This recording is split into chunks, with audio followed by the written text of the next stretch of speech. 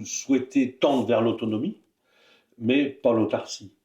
Exactement. ça. Voilà. C'est dit autrement, mais Parce que souvent les gens confondent. Je vais être autonome, donc je veux tout faire moi-même. Non, tout faire soi-même, c'est très compliqué. Le jeu, souvent dans les dimensionnements de batterie, c'est de les dimensionner beaucoup plus grand pour les 20 jours d'hiver, les plir, où il n'y a Ouais. pas de soleil. Ouais. Moi, je pars d'un autre principe, c'est que je vais le dimensionner pour l'année. Et ces 20 jours-là, j'aurai un groupe électrogène, voire un mois d'abonnement chez le fournisseur local pour charger les batteries si vraiment je suis dans le besoin. Donc, on est plutôt programmé pour le recevoir depuis le haut, le ressentir depuis le haut, puisque la chaudière naturelle de l'homme sur Terre, c'est le soleil. Ça Oui. n'a pas changé. Tout à Et fait. donc, c'est plutôt le haut qui capte. Hein.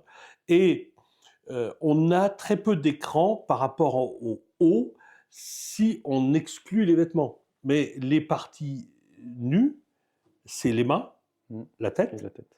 On n'a pas d'écran naturel. Quand on parle, là, si on dit on fait un basse température en dalle, quand je suis comme ça, j'ai aucun rayonnement direct qui m'arrive par ma dalle. Parce que j'ai ma chaise, j'ai Oui, tu as plusieurs étapes. tout mon corps, là, il y a la table, là, j'ai les vêtements, et je n'ai aucune captation de rayonnement solaire direct. Par contre, si c'est le plafond, j'en capte beaucoup. Et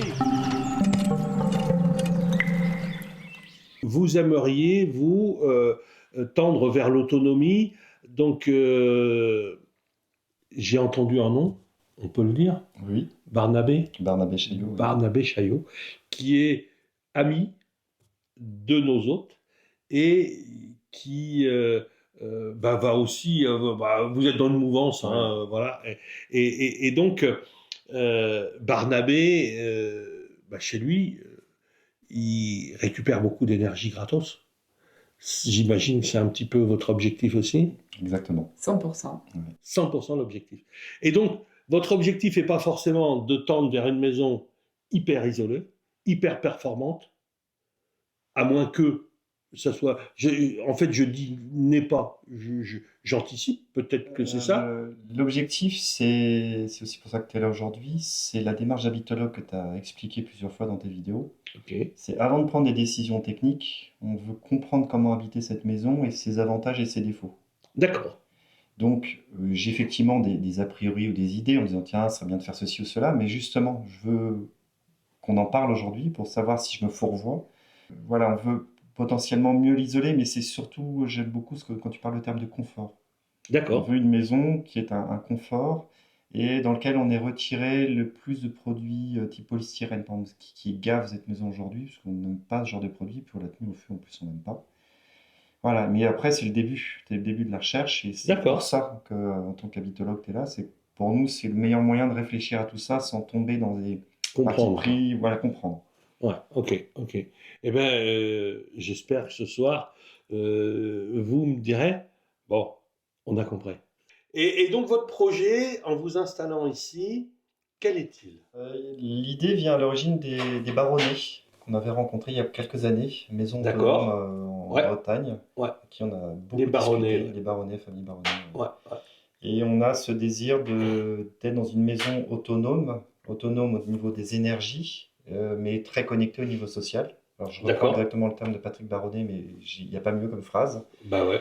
C'est-à-dire, nous, on est des citadins à l'origine, et ça fait longtemps qu'on voulait être plus au vert et pouvoir boire de la vraie eau de source, voir les animaux, le chevreuil, pardon, et faire notre potager, notre verger. C'est aussi pour ça qu'on a acheté ici, c'est qu'on a déjà un verger existant avec une douzaine d'arbres et toute une parcelle de potager exposée plein sud devant la maison. D'accord. Voilà. Et la particularité de cette maison aussi, c'est qu'elle est alimentée uniquement par l'eau de source. On n'est pas connecté au réseau de la ville. D'accord. Et c'est depuis toujours. Oui, vraiment, il n'y a que ça. Il n'y a que ça. Donc on a des cuves au sous-sol. Et à mon avis, ça va rester comme ça un certain temps. La ville ne veut pas faire. Elle ne veut pas nous raconter. Ah non, on ne comprend pas pourquoi d'ailleurs. Pourtant, la conduite passe au bout, hein, on sait, mais on n'a pas envie non plus. Donc la source alimente cette maison et 3 autres maisons. On est vraiment. D'accord. Et la source est chez nous avec le répartiteur. Alors, en fait, c'est aussi cet esprit de partage. Voilà, on a des ressources, on y fait attention et nous, ça nous va. Parce que, pour être clair, vous souhaitez tendre vers l'autonomie, mais pas l'autarcie. Exactement. ça. Voilà. C'est dit autrement, mais Parce que souvent les gens confondent. Je vais être autonome, donc je veux tout faire moi-même. Non, tout faire soi-même, c'est très compliqué.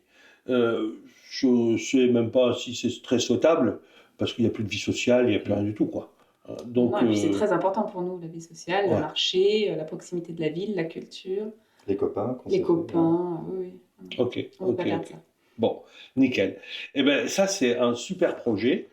Et donc, parce que vous nous avez envoyé un petit peu un descriptif auparavant, et j'ai tout de suite vu ce mot, autonomie.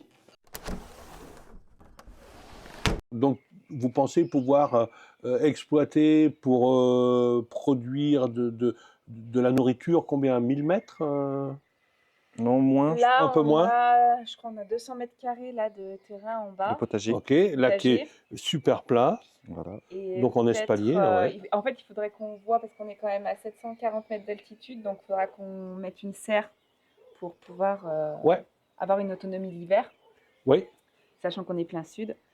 Donc ça, c'est encore en cours de... oui, puis c'est assez simple de faire une serre éventuellement semi-enterrée, là. Oui, ou même dessous. Parce Même que là, dessous, on a ouais, ce dalle béton qui continue et on a ce couloir dessous qui pourrait servir. qui est Ouais, pas sûr. donc, ok.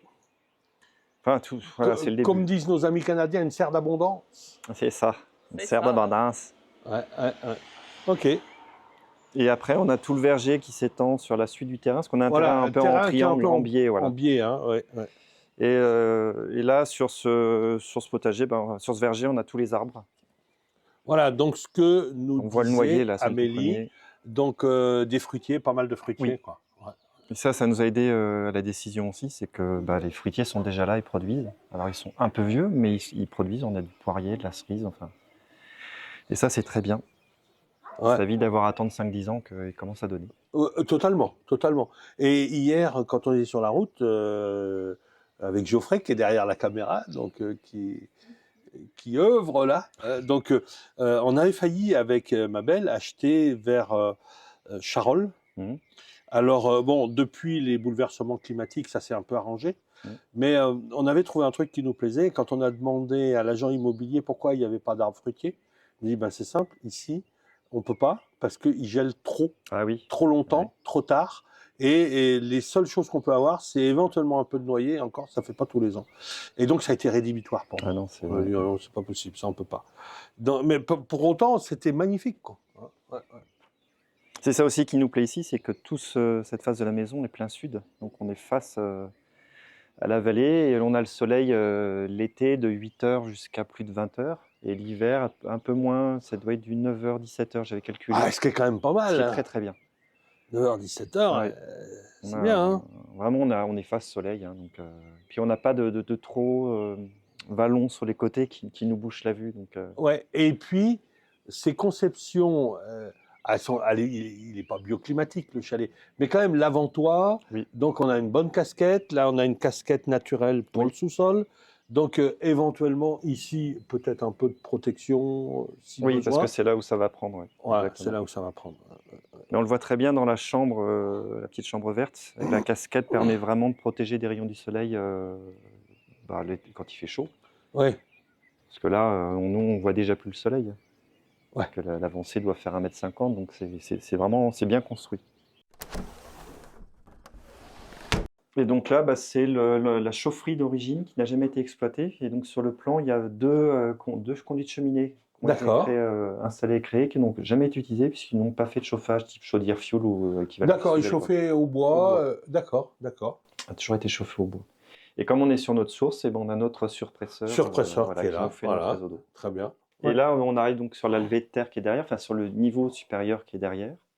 Et là, donc ça fait la fin d'extension. Et là, ce sont nos cuves d'eau dans lesquelles l'eau de source arrive, ce qui nous permet d'avoir un stock tampon, puisque le débit de la source ne permettrait pas de tout de suite... D'accord. Donc elle coule toujours. Elle coule toujours. Mais des fois peu. On est 4 maisons dessus. D'accord. Donc on se partage la ressource. Et pour se partager la ressource, on a des stocks, nous, intermédiaires. Et donc là, on doit avoir... à vue de nez, au moins 2 mètres cubes, je pense. Oh oui. Et donc la source arrive là par le petit tuyau, là derrière, et vient remplir par un réservoir de chasse d'eau. D'accord, et après... Mais tout communique, oui. Il y a ça communique par le bas. On voit l'arrivée. Voilà, et si j'appuie, on va voir l'eau qui coule. Voilà, et puis avec le petit flotteur comme dans un toilette, sauf que c'est de l'eau. Ok, ok. Ce qui nous fait donc une réserve suffisante si ça manque d'eau ou autre chose. Ouais, ouais. Mais là, depuis que je suis ici, je regarde régulièrement le niveau d'eau, j'ai aucun souci. Bon, après, en ce moment, il pleut. Ouais, en ce moment, je pense que Ça va. si vous étiez tendu en eau en ce moment, vu la pluviométrie Là, je serais actuelle, inquiet. ouais, je pense que vous auriez besoin des réserves. Mais bon, c'est chouette, ça, qu'on se lave à l'eau de source, on boit de l'eau source, enfin, c'est qualitatif. Satisfaisant. Puis il n'y a pas cette odeur de chlore chaque fois. Ouais. C'est un vrai au goût d'eau de source. Ouais. Super. Ah, peut-être qu'on peut aller voir là pour voir dessous l'avancée de toit. Ici, on veut mettre les panneaux solaires, puisqu'on D'accord. va mettre 5 kW de panneaux solaires. Ah 12 ouais, panneaux, bien. pour avoir une maison en fait, qu'on veut déconnecter du réseau. D'accord. Voilà. Enfin, voilà, je pourrais raconter toute l'histoire, mais en gros, je peux avoir des batteries pour pas cher. Je fais de la récupération de batteries de voitures électriques. D'accord. Et donc, j'ai des batteries pour rien. Et je mettrai Oui, donc oui, les batteries à qui la ont une maison. puissance de stockage qui est Dégradée, mais qui est mais largement bien suffisante pour une maison. C'est ça. Et donc ici, ouais, on veut rabattre ça, le ratiboiser, puisque bon, il est un peu gros. Poser les panneaux solaires, parce qu'on est en loi montagne ici dans le village, D'accord. dans l'alignement de la maison, puisque ça c'est autorisé. Ok. Et en plus, ça sera plein sud, donc c'est parfait. Et devant, idéalement, c'est l'idée, ça serait de faire la serre. Bien sûr. Pour profiter des murs, du balcon, et Ouais, utiliser l'effet pompage chaleur, un autre avantage si on garde le balcon. Ouais. Et comme ça, en plus, on évite trop de déperdition de chaleur. Et ça Ouais. fait quand même pas mal de mètres linéaires de serre, donc c'est bien, ça permet de faire une bonne production de... Oui, totalement. Parce que on n'imagine pas, d'après ce que, moi je ne le pratique pas, mais d'après ce que j'ai pu en lire ou en entendre dire, une serre bien exploitée, Ça change tout. ça donne, hein. Ah oui, ça donne. Ça donne, hein. Le fameux Barnabé a une petite serre et toutes ses productions dont il a besoin en fait avant la saison sont là. Les salades en permanence sont là, enfin il y a tout. Et puis si elle est faite, voilà, c'est tout petit. Mais ça marche déjà. Oui. Ça me fait drôle d'imaginer que je vais rencontrer Barnabé ce soir. Alors c'est vrai que l'inconvénient du pâturage, c'est les mouches, mais bon, pour le reste, les terrains sont propres, les sources sont propres, elles sont pas, il n'y a pas de glyphosate ou de produits chimiques. Non. On n'a pas de problème de nitrate, enfin bon. Voilà, c'est intéressant. Ah ouais. Non, ça c'est bien, ça, quand on voit que les abeilles comme ça, elles sont là, et puis elles se foutent de nous, hein, là, elles sont au boulot. Ah oui. C'est pas un problème. Et donc la face nord, il n'y a que 2 fenêtres, puisque la face nord. Et l'abri à bois qui a été rajouté après. Et j'ai vu que votre cuisine n'était pas ouverte sur l'arrière. Alors ça, on se pose la question d'ouvrir quand même une ouverture supplémentaire, même si... Oui, parce qu'aujourd'hui, très honnêtement, c'est pas agréable. les menuiseries qu'on a, la menuiserie que vous allez mettre, vous allez améliorer le petit carré thermiquement par rapport au mur courant que vous avez à côté. Ça, c'est sûr. Hein. Ça, c'est sûr. Bon, la seule question pour nous, là, c'est sur le bardage, ce qu'il a été peint à l'époque. Et on ne sait pas trop quoi faire, parce que le noir, c'est bien pour le soleil, l'hiver. Oui, et puis à l'époque, on mettait c'était filmogène, ce qu'on utilisait. Ah oui, c'était la bonne peinture. Hein, ça, ouais. Il y a 50 ans. Et donc, tout ce qui est filmogène, ça finit par tomber. Alors, le problème, c'est de l'enlever. Ouais. On a des profils en creux, donc c'est difficile à avoir. Alors, le sablage, on ne fait plus. On fait gommage. Des gommages, ouais. Pensez à ça, ouais. Gommage, et puis soit travailler avec une huile dure. Alors, j'y ai pensé aussi, justement, ouais.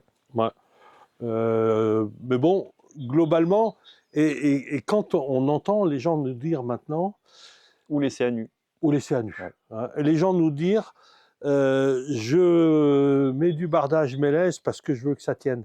Donc le chalet a été construit en 1968. Oui, 68-69. 68-69. Bon, on va dire 70 pour nous simplifier le calcul. 70-2000, ça fait 30 ans. Oui. Plus 24. Donc ça fait plus de 50 ans, on va dire aux environs de 55 ans, que ce bardage est là. Oui. C'était du bon sapin des Voirons. Certainement. Est-ce qu'il a peu bougé ? Aujourd'hui, j'aimerais qu'on me fasse voir où il est abîmé. Mais il ne l'est pas. Non, il n'est pas. Il l'est pas. Voilà. Et donc, pourquoi aller utiliser des essences Et oui. qui parfois ont fait la moitié du tour du monde pour nous arriver sous prétexte qu'elles sont imputrescibles. Voilà, un bardage de plus de 50 ans est toujours là.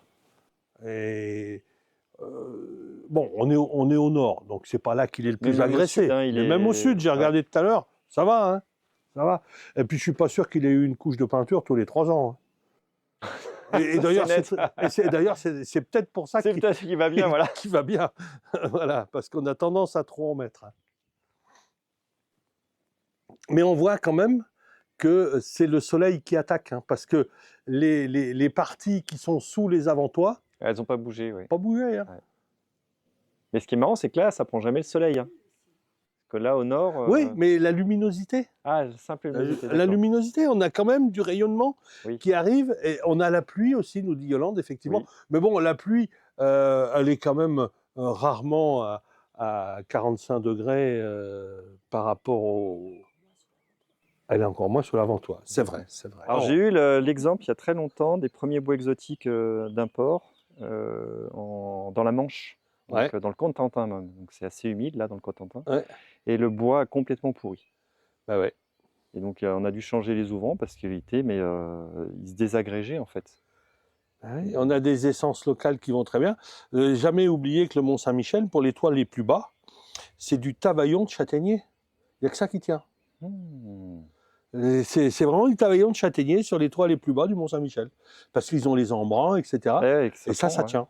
Ça tient. D'accord. Et sans traitement, sans rien du tout. Bon, le châtaignier a une assez bonne imputrescibilité. Avant qu'on ait de l'acacia, tous les piquets de clôture, on les faisait en châtaignier. Hein. D'accord. Ouais. Maintenant, on fait les piquets d'acacia. Hein. Mais autrefois, c'était que du châtaignier. Ouais. Et le propriétaire à l'époque, là je change de sujet, parce que je vois la ligne téléphonique qui arrive, a eu le bon goût d'enterrer son arrivée électrique. Bon, Donc il y a un triphasé qui part du poteau, qui passe par un câble souterrain, qui remonte dans la ligne. D'accord. Pour Et ça, éviter, des pannes. Alors, Bah, je vais laisser Linky parce que je n'ai pas envie de payer pour le déposer, voilà. mais je ne serai plus raccordé dessus. Voilà. Et si un jour tu veux te raccorder pour une raison ou pour une autre, Bah, je me laisse la possibilité de, Voilà. prendre un abonnement. En plus, les abonnements, ça se prend maintenant. Non, mais ça c'est important. On n'est pas obligé de tout C'est arracher. ça. Voilà, c'est là, ça a été fait. De toute façon, ça mange pas de pain, comme on dit. Hein. Donc, si demain il y a besoin, bah, comme tu le dis fort justement, bah, et puis on ne sait pas, tu peux revendre. Et oui. Quelqu'un peut Je pense dire, à tout mais ça, moi ouais. l'autonomie c'est pas mon truc. Je vais être sur le réseau, bah crac, allô NJ, ouais, C'est ça. ok, c'est reparti, puis voilà. Non, très bien. Parce que sinon, ça devient une espèce de religion et nous, on veut ça, mais enfin, comment dire, je me garde l'assurance c'est déjà là, pourquoi encore cramer de l'énergie, remettre encore de Bah l'argent oui, pour enlever quelque chose alors qu'il est là et qui ne me dérange pas. Bah, totalement. Et que ça peut même être un secours Ça au peut être cas où. exactement, C'est pas. complètement.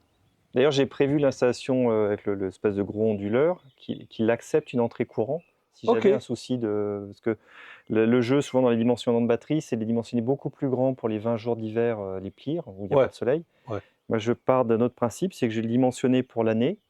Et ces 20 jours-là, j'aurai un groupe électrogène, voire un mois d'abonnement chez le fournisseur local pour charger les batteries si vraiment je suis dans le besoin. Totalement. Et ça me fait comme ça beaucoup moins cher et ça m'évite de encore consommer de la batterie, encore consommer. Oui, parce que vouloir miser sur je veux autant d'électricité dont j'ai envie pendant les périodes où j'en ai pas, comme tu m'expliquais avec Barnabé et ses enfants. Je ne sais pas s'il aura le temps de nous l'expliquer, mais il a compris à quelle heure les enfants doivent se coucher. C'est-à-dire qu'ils ont chacun un panneau. Oui, ils ont un petit panneau solaire avec une batterie de récupération et l'électricité de la chambre est sur ce système-là. Et il n'y a rien d'autre. Et alors, il doit y avoir, mais l'idée n'est pas de l'utiliser. Voilà. Et il gère en fait la ressource. Et donc, il peut arriver, si je sais pas, il lisait très tard le soir ou qu'il consommait trop de courant, que la batterie n'ait plus de courant. Voilà. Donc, quand il n'y a plus de jus dans la batterie, bah, c'est que c'est vraiment l'heure de dormir. Voilà. Et hop, tout le monde au lit. Ça se négocie même plus. Oui, c'est un fait. C'est qu'il y a plus, voilà, plus en lire, fait, c'est comme ça. Il n'y a plus. Ben voilà. Ok. Voilà. Et donc derrière, là, si on va regarder rapidement pour le plaisir. Voilà. Il y a pour le plaisir des fruitiers. Voilà, le plaisir des fruitiers. Ouais, tes arbres là. Oui, ils commencent à vieillir. Hein. Ils auraient besoin d'une coupe de cheveux assez... Bah, en fait, on l'a pas faite parce qu'on est Enfin, arrivé. il y a ceux qui disent qu'il faut tailler et ceux qui disent qu'il ne faut pas tailler. Le problème de cet arbre-là, c'est qu'il a déjà été taillé, donc forcément, il a refait des... C'est ça. On Voilà. les voit, hein, les gourmandes qui sont parties là. Ah, voilà. Ouais. Et ça, bah, ça donne pas grand-chose. C'est ça. Mais là, comme on est arrivé il y a 6 jours, bon, Ah, bah, quand c'est on trop avait tard. regardé pour acheter, on a vu, mais on a préféré attendre 1 an Ouais. pour voir un peu comment ils se débrouillent parce que puis on n'était pas encore chez nous, donc forcément, Bah oui, oui, oui, oui. on n'allait pas intervenir. Mais oui, oui, il y a un Non, peu sinon, il il y a est peu de taille. vigoureux. Hein. On voit pas beaucoup de bois mort dedans. Hein. Non, ça, ouais. Ça me fait drôle parce que moi qui suis dans l'Allier, Mhm. j'ai acheté en 2011, j'avais beaucoup d'arbres. Et on a connu 4 sécheresses successives, Ah. dont une fois, sur la commune où je suis, quand j'ai acheté, on m'a dit, j'ai demandé les orages, parce qu'on a eu beaucoup de framboises, et j'ai été grêlé 2 fois. Ah mince. Et on avait 1100 pieds de framboises, donc voilà, on en produisait. Et bah, quand t'es grêlé, tu fais rien. Et sur 4 années d'exploitation, 2 à la grêle, plus la première où ça fait quasiment rien, Mhm. on a eu une année correcte. Donc moi, la grêle, c'est un peu ancré dans ma tête. Et j'ai demandé à 2 qui étaient là, de vieux garçons, je ne savais pas à l'époque, peu importe qu'ils soient vieux garçons ou pas d'ailleurs, et est-ce que ça craint beaucoup au niveau des orages ici? Non, on a un microclimat, les orages font le tour. Ah bah c'est je dis c'est possible, super, ouais. ouais. Sauf qu'ils font vraiment le tour. Donc, il Je y a me jamais d'eau. souviens quand il y a la sécheresse, une fois, on était à la pêche en bas avec nos petits-fils et on a dû se mettre à l'abri. Mais il pleuvait des cordes. Je dis, ah bah c'est bien, là ce soir, ça va être bien arrosé et tout. Et au fur et à mesure qu'on montait, et on est arrivé. Non, Eh il a ben, évité. non, sec, archi sec. Et on a les 2 tiers des arbres qui sont morts. Ah ouais. Donc on a dû même faire raser, on avait ce qu'on appelait un bois. Mhm. On l'a fait raser, c'était tout mort. Mort, mort, mort. Tu parlais de bouleau pour faire de la sève de Mhm. bouleau. Moi, j'ai mis en Perse 2 fois. Hein. Et Mhm.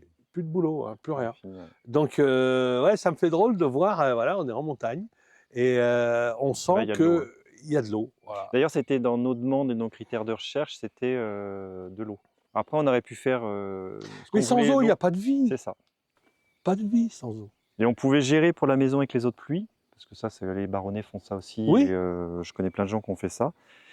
Mais c'est vrai qu'après, tout ce qui est parcelle, potager, il faut encore dimensionner les cuves beaucoup plus grandes, donc ça fait des gros investissements. C'est énorme. C'est ça. Énorme. On ne se rend pas compte quand on commence à arroser son jardin.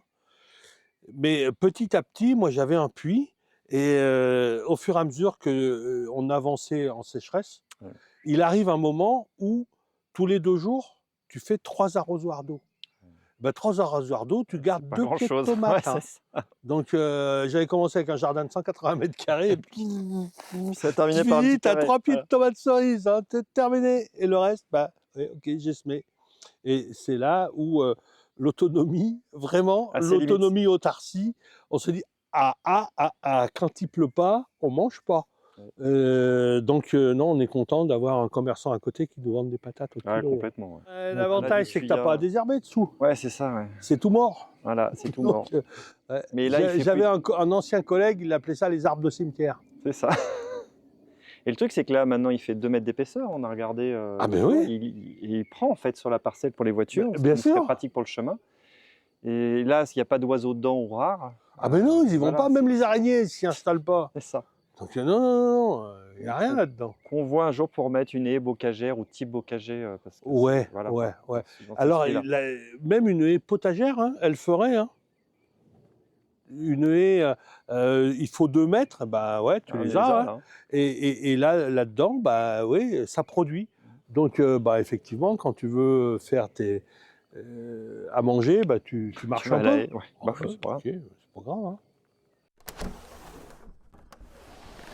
Et donc maintenant, on va voir un peu les projets. Hein. Donc l'idée, c'est que maintenant qu'on connaît la maison, vous puissiez exprimer toutes vos attentes, vos inquiétudes, vos espoirs, ce que vous voudriez faire, etc. Et en fonction de ça, moi je ne vous dirai pas ce qui est bien ou pas bien. Je vous dirai ce que telle ou telle chose, si elle est faite, peut provoquer peut générer comme avantage, peut parfois générer comme inconvénient. Ce que ça va traiter, pas traiter, si on va améliorer, pas améliorer. On pourra voir également si c'est facile à faire en autoconstruction, en auto-réalisation, s'il vaut peut-être mieux faire appel à un professionnel si vous faites le choix de tel ou tel matériau ou telle technique. Et puis également, on va tenir compte de vos aspirations au niveau salubrité, au niveau pérennité, au niveau coût. Donc en fonction de tous ces critères-là, sachant que la maison, maintenant on la connaît bien, elle est unique, mais vous êtes aussi unique, mais ça je ne connais pas encore votre unicité. Donc, et c'est vous qui allez faire en fonction de cette unicité et de vos attentes, de vos espoirs et de ce qu'on va aborder, vous ferez vos choix. Et après, si de temps en temps vous avez besoin d'un éclairage, On allume la lumière. Non, ça ce serait prétentieux de ma part de dire oui. Donc, je vais vous donner mon numéro de téléphone. On verra s'il y a la lumière. Voilà. Okay. Au niveau réalisation, est-ce que vous êtes plutôt des autoréalisateurs ? Est-ce que vous êtes plutôt des gens qui veulent faire appel à des entreprises extérieures, ou vous faire accompagner, ou vous faire aider ? Ça, c'est important de le savoir. Alors, beaucoup d'autoréalisation. D'accord. Après, pourquoi pas des entreprises extérieures si le coût d'acquisition du matériel pour faire les travaux est moins intéressant, il coûte plus cher que de faire intervenir quelqu'un.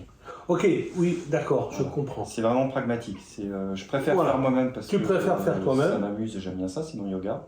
Ouais. Mais c'est vrai que sur certains sujets, si le coût d'acquisition de la machine, pour le dire autrement, est beaucoup plus cher que finalement le coût marginal avec les travaux, je ferai faire les travaux. D'accord, pragmatique. Ou le coût du stress de l'emmerde, type il y a 3 tonnes de gravats à descendre au 5e étage sans ascenseur. Alors je peux mettre ma corde, mais il y a un moment, je peux aussi payer quelqu'un. C'est vraiment, à chaque fois c'est pragmatique. D'accord. Au niveau, j'ai cru comprendre qu'au niveau des relations, des gens alentours, vous pouvez aussi vous faire aider si nécessaire. Okay. On a plusieurs amis qui peuvent nous aider, de la région ou pas, mais qui seront ravis de venir. D'accord. Parce que c'est l'esprit dans les réseaux d'amis. Voilà, ouais, c'est votre façon de vivre, vous, de faire société. D'accord. Bon, ça c'est important. Alors, au niveau donc de l'énergie, j'ai comme l'impression que vous avez envie de travailler avec ce qui vous est donné gratuitement. Bon, l'eau déjà, ça on l'a vu.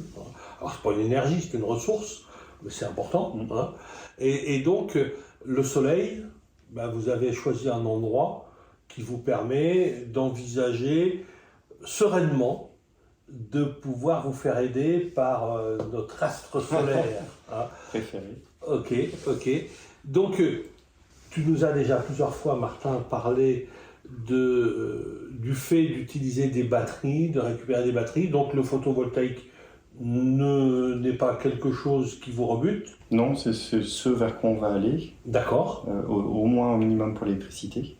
D'accord. Donc ça serait une installation photovoltaïque autonome, puisque c'est notre philosophie, notre choix de vie, okay. Avec possibilité de se raccorder, comme on disait, au réseau en cas de besoin. D'accord. Sur un groupe. Oui, ce qu'on a abordé ce matin quand on était derrière. Hein. D'accord. Donc ça c'est excellent.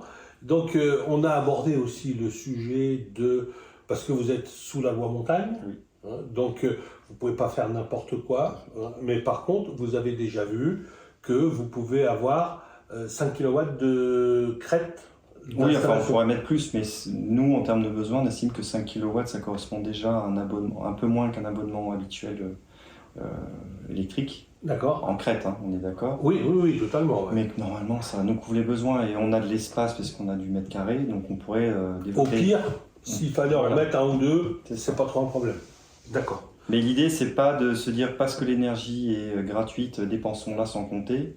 C'est de se dire faisons déjà ce qu'on peut.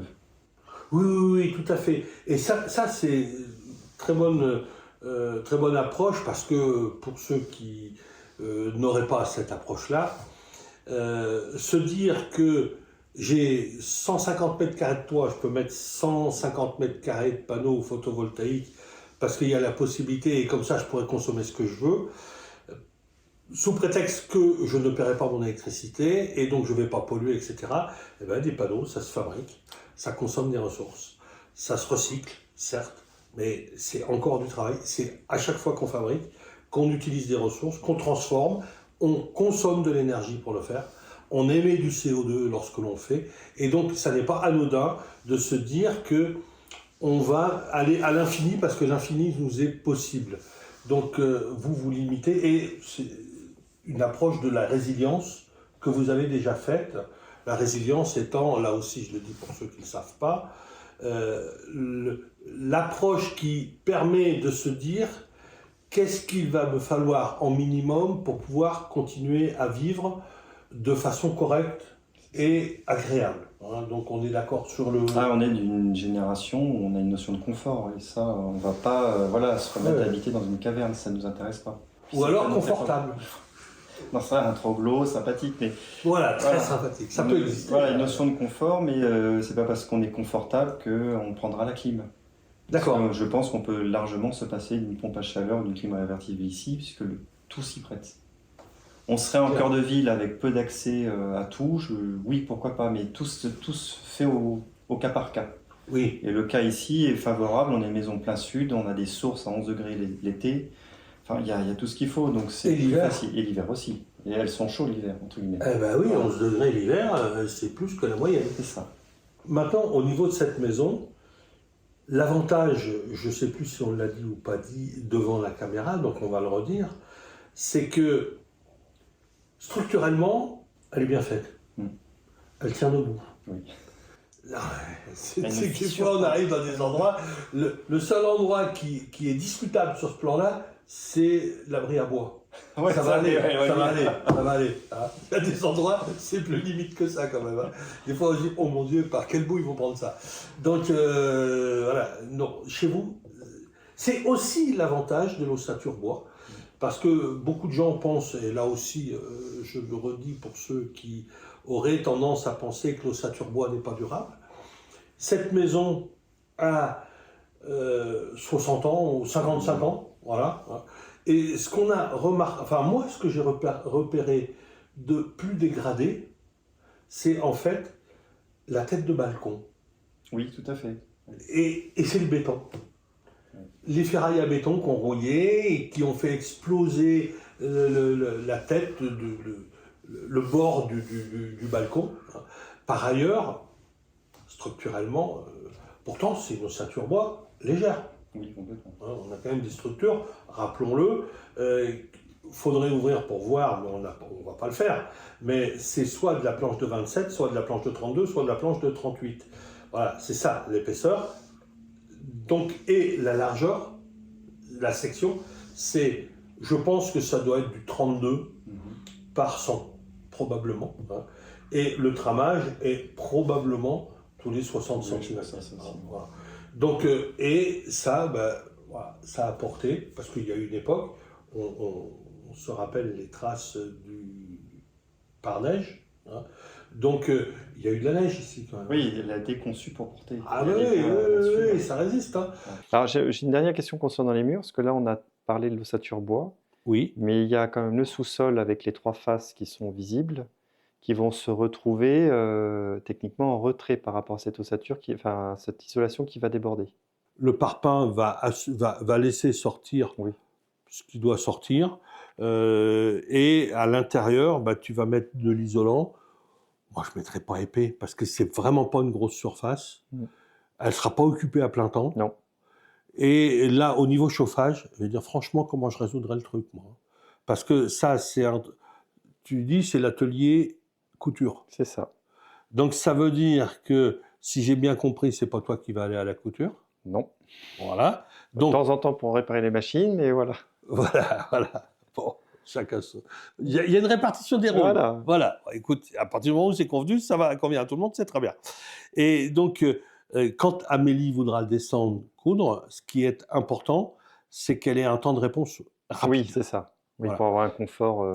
Très honnêtement, ça va peut-être faire crier au scandale, mais moi je travaillerai avec du panneau rayonnant électrique.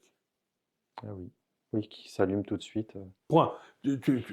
Acheter un truc, même sur pied, hein, tu n'es même pas obligé de mettre un radiateur. Hein, Oui, ça- genre un bain d'huile ou. Non, non, non, non, surtout non. pas. Ah Tu ouais. prends vraiment un rayonnant.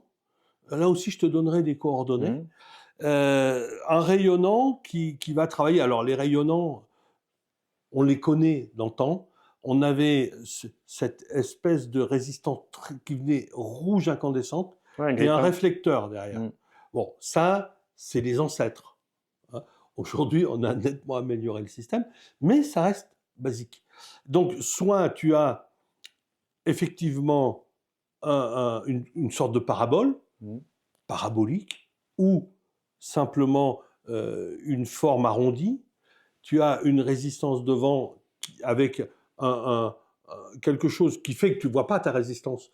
Elle renvoie derrière et ça te Ouais, un renvoie la chaleur, déflecteur. Ouais. un déflecteur. Mhm. Soit tu vas travailler directement sur panneau alu, soit sur panneau acier, soit mieux sur carbone. Et c'est directement ce panneau-là qui va être chauffé, qui va te renvoyer la chose. Et moi, j'ai été bluffé, j'étais quand même assez contre ça. Parce que je suis d'une génération où, ouais, tu peux chauffer à l'électrique, etc. Puis toi, ouais, tu vas pas mettre de centrale nucléaire. Bon, bref, ça c'est mon historique. Hein. Et je suis allé voir un fournisseur. Mhm. Il faut jamais rester sur un dogme. Il faut savoir, On est bien d'accord. toujours savoir évaluer. Et là, j'ai été bluffé, quoi. Parce qu'il faisait 23-24 degrés dehors, il y a quelques jours, à Vichy. Parce que voilà, moi je suis dans le Bourbonnais, je suis allé voir là-bas. Et le gars m'a dit, mais monsieur François, pourquoi vous êtes contre ça? Je dis, je suis pas contre ça, mais quand même, je demande à voir. Et ben, il n'y a qu'à dire. Il prend un panneau, hein, il me le met à 3 mètres devant moi, il le met en route. Au bout de, c'était un 1500 watts. Oui, c'est pas. Ouais. Hein, et 5 minutes après, je dis, mais vous pouvez l'éteindre, s'il vous plaît, parce que ça chauffe trop. Donc, en 5 minutes, hein. Ça pourrait par exemple plus coller parce qu'avec l'installation solaire, je vais aussi calculer ma puissance en watts.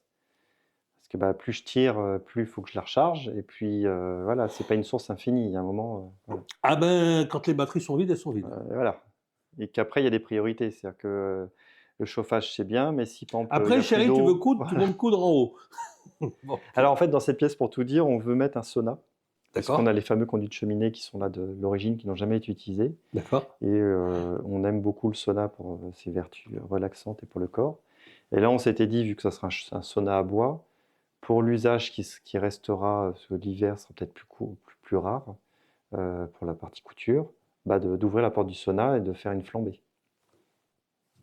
On réfléchit à tout ça, c'est-à-dire qu'après, il y a plein de pistes, c'est de trouver la meilleure. Voilà. Alors après, si généralement les poêles des saunas, c'est pas des poêles étanches.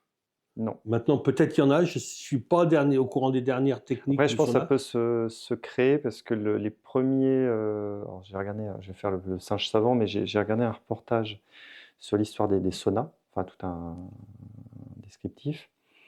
Et les premiers saunas, en fait, sont faits à partir de cuves, en gros, de locomotives à vapeur découpées.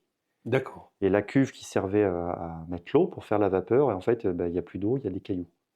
Donc Oui. c'est vraiment basique. Et l'idée du sauna, c'est de mettre un émetteur de chaleur Ouais. qui là est chauffé par du bois, qui va chauffer de la caillasse. Ok. Et aujourd'hui, on nous parle de caillasses qu'on achète, mais en fait, à l'époque, ils ne s'embêtaient pas. Ils prenaient des caillasses, pas dans les rivières parce qu'elles éclatent, mais dans des affleurements. Et ici, comme on est sous des anciens glaciers, on a des affleurements de cailloux. Et ils les testent, s'ils n'explosent pas, ils les mettent dans le foyer. Donc je suis en train de me dire, pourquoi pas se bricoler une chaudière qui prendrait une arrivée d'air extérieur Ouais. avec un réceptacle à cailloux.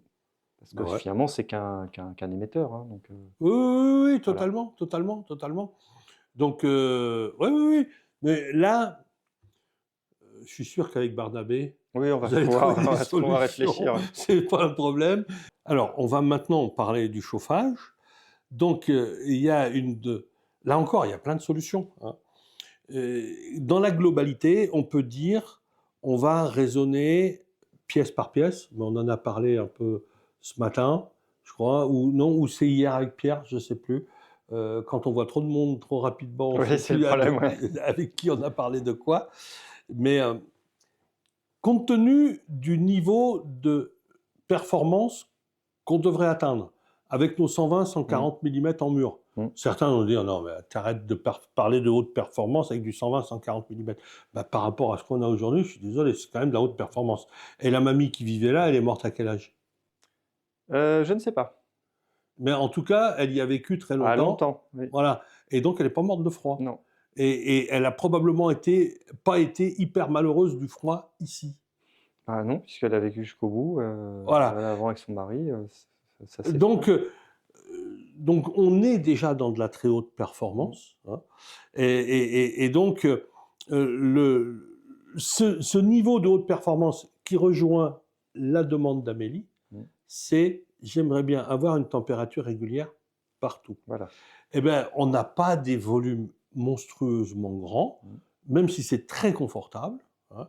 Et donc, on peut effectivement se dire que on va tout maintenir dans 1 ou 2 degrés près à la même température. Donc, on va raisonner sur une seule et même enveloppe. Ouais. Hein.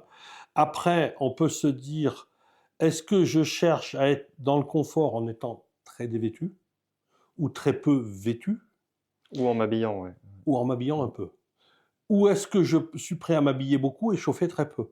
Sachant qu'on ne sera jamais aussi économe que quand on se chauffe, nous, directement, au lieu de chauffer l'air ou le volume qui nous entoure. Avec un vecteur, ouais. Plus le vecteur à chauffer est petit, moins il consomme. Donc on a aujourd'hui des vêtements techniques. Alors on a déjà les pulls. Il va peut-être falloir en plus, si j'ai bien compris, donc elle tricote bien. Alors c'est pas elle, c'est sa cousine, mais elle fait de la couture. De la couture, voilà. Elle a l'air d'aimer ça. Oui. Hein. Donc on peut se fabriquer des vêtements sympas, chauds. Et si vraiment on veut aller vers de la haute technologie et de la consommation, enfin de la haute technologie, aujourd'hui, quand on parle d'utiliser de l'électricité, on n'est pas dans la très haute technologie quand on dit je vais me mettre une veste chauffante. Ce ne sont jamais que quelques plaques chauffantes alimentées par une batterie de téléphone. Et comme l'exemple que tu avais donné dans une de tes vidéos de la laise chauffante, qui est redoutable en termes d'efficacité. Ah mais on ne trouvera jamais mieux que ça. 60 watts, 20 minutes de chauffe, voilà. Une nuit de confort. Et le fameux Barnabé, je lui en ai parlé. Ouais. Et il a essayé, et là il est en train de refaire une maison, donc il n'y a pas de chauffage, il n'y a rien. Il y était cet hiver, et il l'a mis sur une petite batterie. Et il a dû baisser l'écran de chauffage, il y a 3 crans. Et il l'a mis sur 1 parce qu'au début de la nuit, il suffoquait. Mais oui. Et il a laissé sur 1, je crois, parce qu'il faisait très froid dehors et qu'il n'y avait rien. Hein. C'est une maison qui a à peine l'étanchéité. Hein, ouais, donc, et il a très bien dormi. Mais oui, avec 60 watts. Voilà. Donc, bon, faut qu'on arrête. Bon. Mais ça viendra petit à petit. Aujourd'hui, c'est pas grave, c'est pas grave. À un moment donné, il faut être le fou de quelqu'un. Oui. Donc, bon, tant qu'on est un fou utile, a priori, plutôt sympa, bah, on y va, quoi. Hein. Voilà. Donc, alors, on va raisonner. Il faut partir du besoin physiologique de l'humain, parce que c'est ça notre but, de voir au minimum, si je veux me chauffer ou me rafraîchir, c'est moi, et que moi. L'été, donc, pour me rafraîchir, je me pulvérise de l'eau sur moi. Je n'aurai jamais un système aussi efficace pour me rafraîchir que ça. Ça va durer 10 minutes, un quart d'heure, et peut-être même moins si vraiment il fait très chaud. Mais en se pulvérisant un peu toutes les demi-heures, on donne une info à notre organisme qui nous permet d'avoir une info en retour de confort. C'est le but du jeu. Moi, je suis horrifié quand on va des fois sur... Ça m'arrive de prendre l'autoroute, comme beaucoup d'autres, et je vois les gens, l'été, ils ont chaud. Donc, ils sont en t-shirt, en Marcel, en machin, ils ne savent plus comment faire pour rester, pour se rafraîchir. Ils vont se laver les mains, oh, ça fait du bien. Et que je te sèche les mains. Alors qu'au mais contraire, gardez vos mains humides, ça va sécher tout ça. C'est l'évaporation qui fait que ça va vous rafraîchir. Oui, mais j'aime pas avoir les mains mouillées. Ah, bah écoutez, il va falloir qu'on cause un peu, quoi. Donc, bon, bref. Donc, il faut partir du besoin physiologique de l'humain et aller en croissant. Depuis, je peux me satisfaire au plus proche de mes besoins. Vêtements chauffants, vaporisation de l'eau sur la tête, la limite, enfin sur le corps, la limite étant, est-ce que mon air n'est pas déjà saturé en vapeur Et d'eau, aussi, ouais. auquel cas, ben voilà, on atteint les milieux tropicaux, où l'évaporation n'étant plus possible, ça peut même devenir mortel. Donc on n'en est pas là. Le jour où on en sera là, on parlera de photovoltaïque, de déshumidificateur, Et oui. et on asséchera l'air pour pouvoir évaporer notre transpiration. La propre transpiration. Voilà, donc ça, on est dans l'ultime, on n'y est pas encore. Mais on sait que peut-être un jour, il y a des endroits où il faudra faire ça. Peut-être. Voilà. Mais ça sera toujours plus facile, là encore, de raisonner sur des petits volumes et des petites pièces à déshumidifier que de parler sur des gros volumes. Donc, il y aura encore des zones de repli. Ce ne seront plus les mêmes.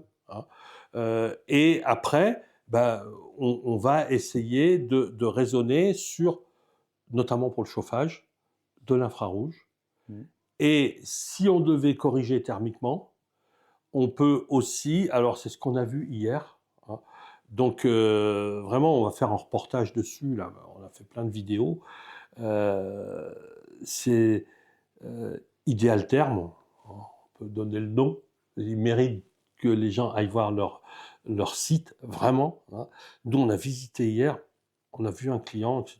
Donc, alors ce sont des panneaux métalliques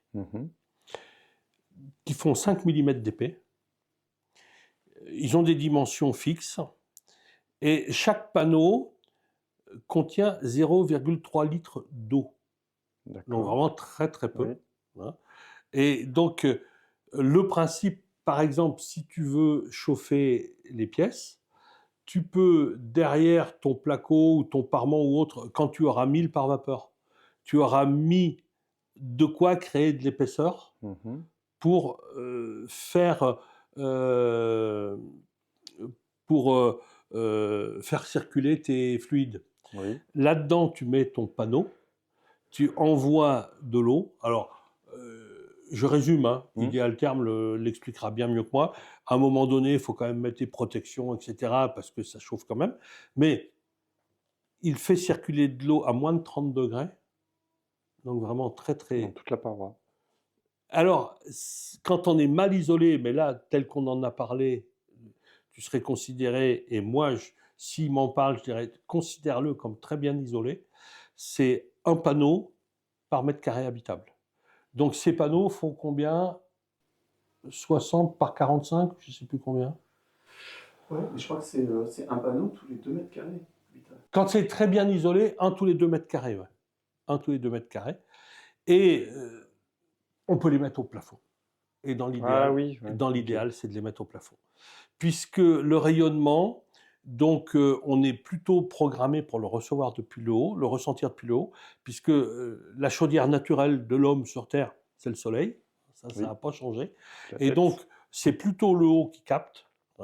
Et on a très peu d'écran par rapport au haut si on exclut les vêtements. Mais les parties nues, c'est les mains, la tête. On n'a pas d'écran naturel. Quand on parle, là, si on dit on fait un basse température en dalle, quand je suis comme ça, j'ai aucun rayonnement direct qui m'arrive par ma dalle. Parce que j'ai ma chaise, j'ai tout mon corps, là, il y a la table, là, j'ai les vêtements, et je n'ai aucune captation de rayonnement solaire direct. Par contre, si c'est le plafond, j'en capte beaucoup. Et ce que je ne capte pas, les éléments là eux-mêmes vont monter en température parce qu'ils vont capter. Et donc on va travailler non plus par convection mais par rayonnement. Et on a des temps de réponse. Alors c'est moins rapide que l'électrique. L'électrique, c'est de l'ordre de quelques minutes. Et là, le temps de réponse, c'est de l'ordre de, il nous a dit hier, demi-heure maximum. Il dit 20 minutes déjà, ça fonctionne très bien. Et en fait, la maison, là, il y a combien de surface habitable entre le rez-de-chaussée et l'étage? Ça doit faire 100, 120 dans ces eaux-là. 120. Ça ferait 60 panneaux. 60 panneaux à 0,3 litres. Ça fait 18 litres plus l'eau en circulation, c'est-à-dire que tu dois monter à 23 degrés. Donc, tu vas avoir, allez, maximum 50 litres qui circulent. 50 litres à faire monter à 25 degrés, c'est que dalle. Mais c'est-à-dire que le panneau est une sorte d'émetteur de chaleur, juste. Le Il faut panneau, lui faire chauffer l'eau par ailleurs. le panneau, c'est juste ce qui va restituer. D'accord. C'est le un radiateur. ok. C'est un radiateur. Au lieu d'être un radiateur avec plein d'ailettes, c'est deux panneaux qui ont des nervures. Oui, et- comme un arrière de frigo ou ce genre de choses. Exactement. Ok. Exactement. Et donc, sur la surface du panneau, les 4/5e, c'est 5 mm d'eau qui sont dedans. Et le 5e restant, c'est les soudures pour maintenir les... Parce que c'est essayé à 0... ça fonctionne à combien 0,5 bar, 1 bar, je ne sais plus. La circulation, mais ils sont testés quand même à 3 bars, je crois, pour l'étanchéité. Ce qui est déjà énorme. Ouais. 8 bars, ça, c'est les tests ultimes. Mais ça les déforme à 8 bars. Mais eux, ils les testent à 3. Quoi. Mais 3, c'est la valeur de toutes les soupapes de sécurité des réseaux de chauffage. Donc, Ah oui, ça ne sert à rien d'aller au-delà. Ouais. Hein. Et donc, bon, il a un vase d'expansion. Et il raisonne, lui aussi, sur... je dis lui aussi parce que ça fait un moment qu'on préconise ça chez nous aussi. C'est un ballon tampon. Ah. Et le client qu'on a vu hier, qui est ancien frigoriste, qui connaît très bien la thermie et tout, a mis un ballon tampon chez lui de 300 litres. Ah, seulement Seulement 300 litres. Ah oui, ça c'est intéressant. Seulement 300 litres. Alors, c'est intéressant ou pas? Parce que si on se dit que on veut que le soleil nous chauffe, le soleil, il y a des jours quand même où on ne le voit pas. Oui. Donc 300 litres, c'est court. C'est court. Mais sa maison, qui est moyennement isolée à l'heure actuelle, parce qu'il est en Ciporex de 38, Ok. mais il n'a pas l'enduit extérieur et pas l'enduit intérieur. Donc il est très loin d'avoir une bonne étanchéité. Oui, ça passe quoi. Ça passe quand même. Alors, malgré tout, il a essayé par moins 5 degrés l'hiver. Il a mis... donc, il n'avait pas du tout de production d'eau chaude, ni solaire, ni par photovoltaïque, ni rien du tout, rien, ni par électricité, je veux dire. Et il a fonctionné avec, sur son ballon d'eau chaude, il a une résistance électrique de 3 kW. Et avec ces 3 kW, il a monté son eau à 27 degrés Celsius et il avait, comment il disait, 21 ou 22 dedans. Ouais, il avait trop chaud. 25, ouais. Sur combien de mètres carrés? Sur 90 mètres carrés. Ouais, c'est pas déconnant. C'est pas formidable, mais c'est pas déconnant. Non. Et il disait, moi je veux pas aller, parce qu'il disait, vous pourriez améliorer en mettant un enduit lourd, etc. Ah, il va pas s'embêter. Il dit, moi pour l'hiver, j'ai résolu mon problème. Ouais. Je m'en fous, j'ai 3 kW, ça me va bien. Je veux pas plus. L'été, par contre, alors, et l'été, bah, il a mis 350 mm de watt dans son toit. Voilà. Donc, et franchement, c'est bluffant quand même. Hein. Ce qu'on a vu, en plus, alors là, toi qui veux auto-réaliser. Oui, là, ça a l'air. Oh! Parce que là, en fait, pour ici, je pensais à rainurer les dalles béton pour mettre un réseau de tuyaux, histoire de chauffer par le sol. Eh bien, lui, il nous dit, et il y a 30 ans qu'il fait ça. Donc, il en a fait quelques-unes. Notre fabricant, vu hier, hein, son prénom, je l'ai mangé, François. Hein, il dit, là-haut, on envoie de l'eau entre 23 et 25 degrés dans le plafond. On a un sol à 21 degrés. Ok. Et il dit, à part l'inverse, sous... on n'y arrive pas. Ah ben non. Ouais. À part sous les écrans, ou auquel cas, ben, sous la table, peut-être qu'on va mettre un tapis. Mais franchement, on n'aura jamais le même niveau de confort en travaillant au sol que par rapport à une émission au plafond. Alors, moi, je pense que chez toi, ça correspondrait tout à fait. Ou des panneaux rayonnants électriques, sachant que ce soit avec du photovoltaïque sur batterie, avec très peu de besoins, parce que c'est le problème, c'est le besoin. Oui, après, sur batterie, je te disais, la 5 kW crête, en belle période, c'est pas les 5 kW, ça n'aura pas 5 kW l'hiver. Donc je me retrouve à pas pouvoir produire autant. Et ça, c'est D'accord. sans les besoins ménagers. Ok. Parce que le robot ménager Alors, prend 1000 watts. et C'est pour là, ça à que je ce veux minimiser niveau-là, la partie électrique parce que je pourrais pas la tenir. Ou alors, il va falloir que je mette encore plus de panneaux. Et je préfère, pour l'instant, la priori, c'est de partir sur du solaire thermique qui va disposer, comme j'ai pu le voir sur tes vidéos, en verticale, qui me chaufferait plus l'eau l'hiver que l'été, et là, qui me servirait à faire à la fois mon eau chaude sanitaire et pourquoi pas avec ce système-là, le chauffage. ouais. Et lui, Parce que là, le petit ballon de 300 litres qu'a mis Pierre, le client, en fait, il a 3 serpentins dedans. Il a un serpentin pour prendre les calories dedans. Hein. Il a un serpentin pour chauffer avec de l'hydraulique solaire.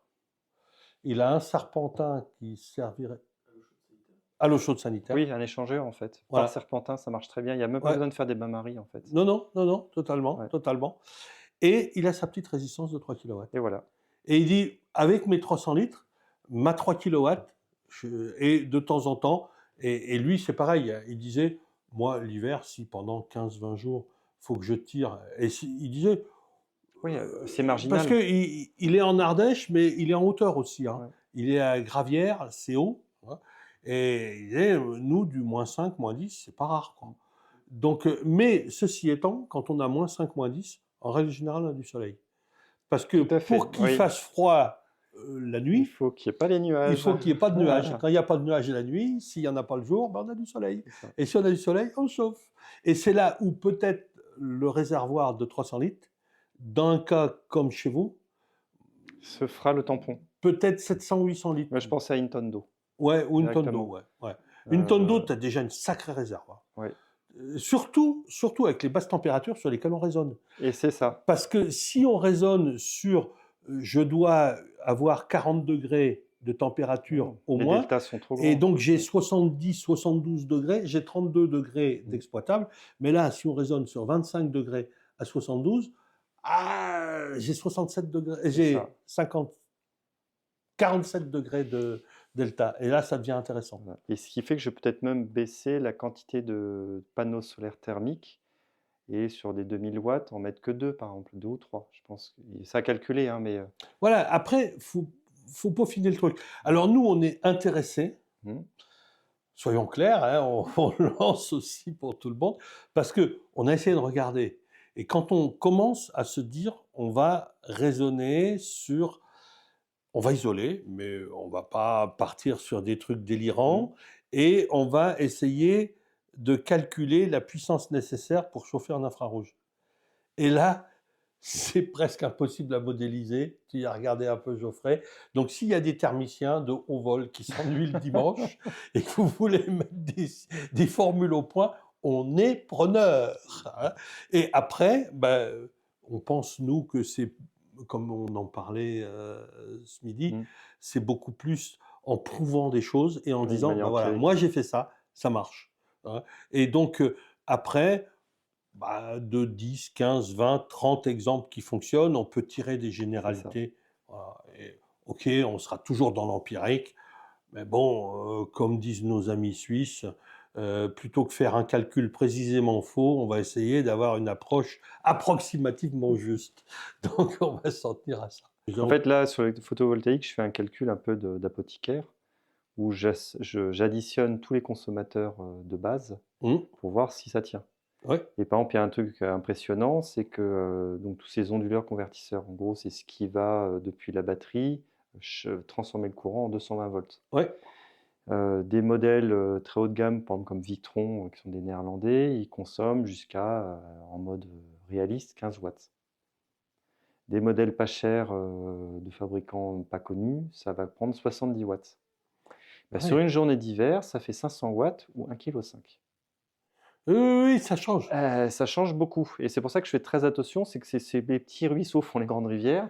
10 watts, plus 70 watts, plus 50 watts, il y en a plus 1500 watts. C'est ce que je dis aux gens. À un moment, c'est trop en fait. Ouais, c'est ce que je dis aussi aux gens. attention, faites un calcul très sérieux de votre efficience. Oui, complètement. Et l'efficience, c'est la totalité de tous les petits trucs. C'est ça. Hein. Donc, et ce cumul de tous les petits trucs qu'on ne peut pas éteindre et dont on ne peut pas se passer, ben voilà, Voilà. c'est là, c'est là. Donc, oui, oui, tu as raison de le prendre en compte. Hein. Il y a le dernier point qu'on n'a pas abordé, qui est le renouvellement d'air. Oui. Et qui pour nous est hyper important. Hein.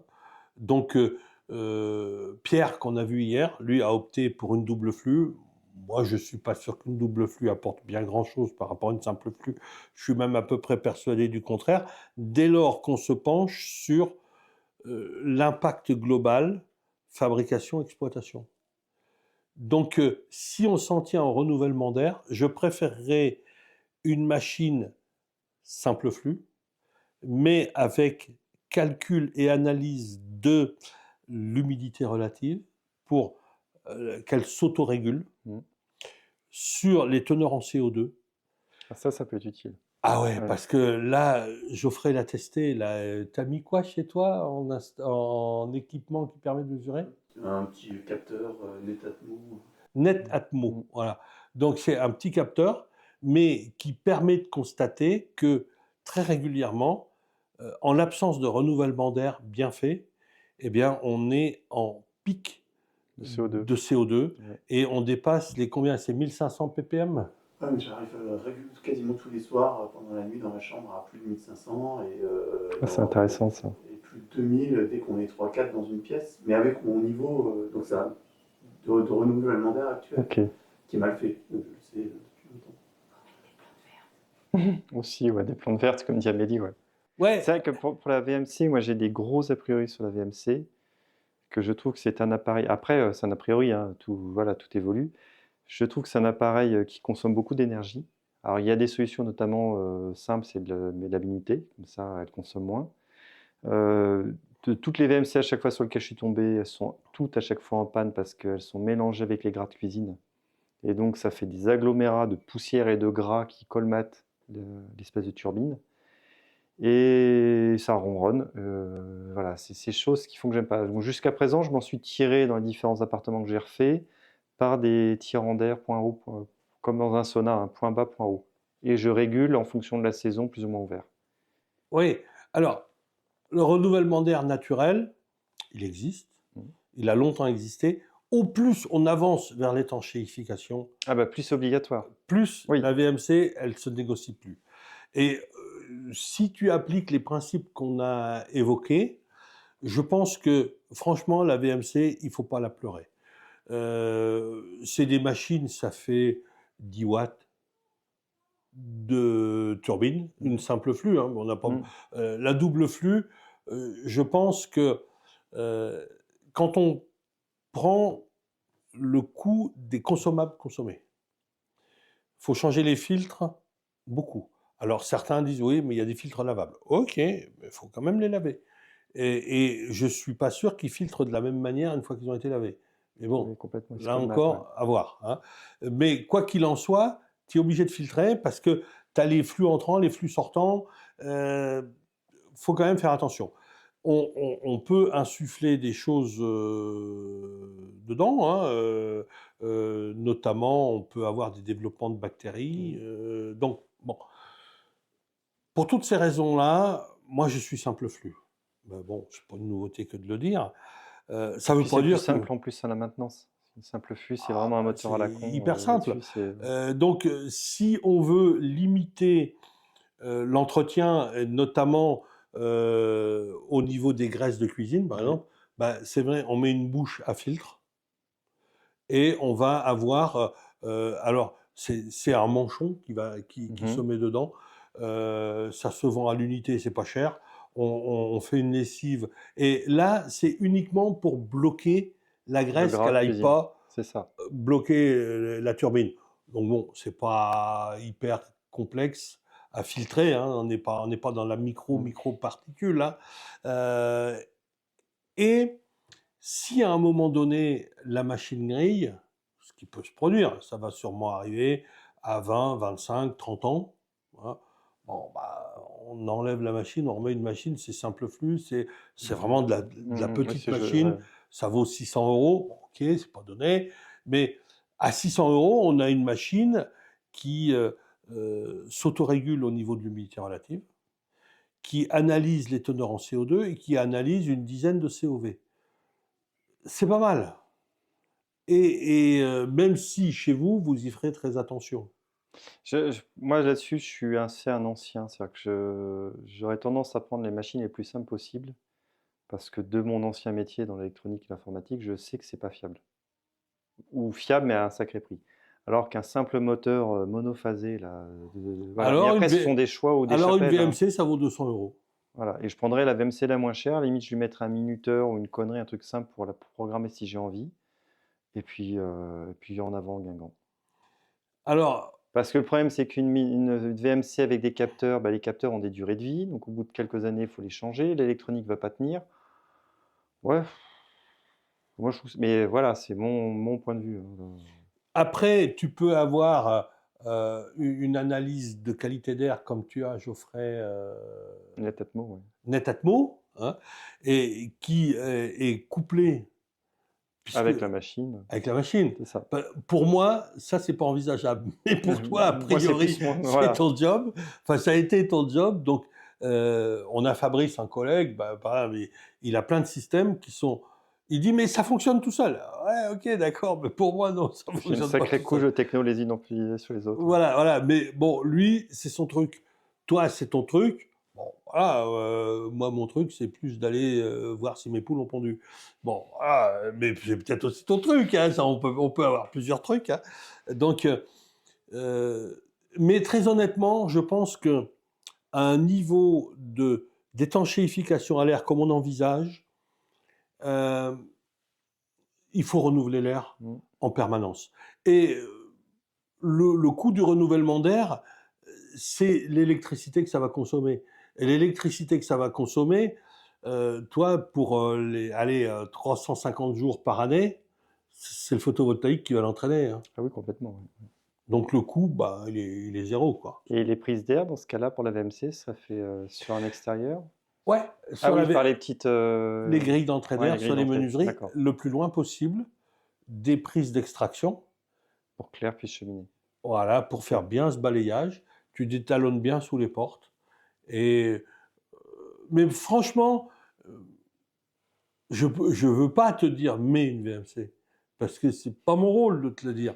Mais franchement, mon rôle est de te dire, au niveau du confort, au niveau de la salubrité, compte tenu du niveau d'étanchéité à l'air que tu vas créer, Ouais, j'entends. Puis la présence du t'as la CO2, là, ce que tu quasi-obligation. racontais. Ouais.